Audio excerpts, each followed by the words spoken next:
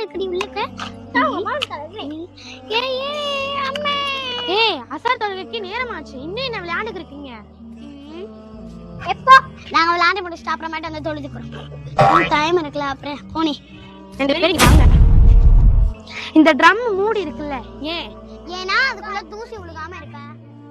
இந்த ட்ரம்மை மூடி வைக்காம விட்டா குப்பையும் தூசியும் போய் சேர்ந்துக்கும். அதனால தானே நம்ம மூடி வைக்கிறோம். அதே மாதிரிதான் நம்ம வாழ்க்கையும்.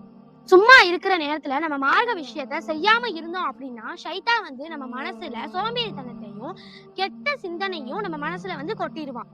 அதாவது அந்த ட்ரம் போல.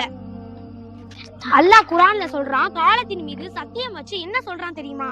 காலத்தின் மீது சத்தியமாக நிச்சயமாக மனிதன் நஷ்டத்தில் இருக்கிறான்.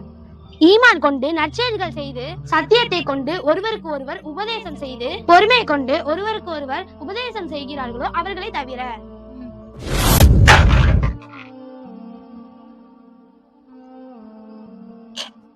நமக்கு கிடைத்த இந்த இளமையும் நேரமும் அல்லாஹ் கொடுத்த பெரிய அருட்கொடை.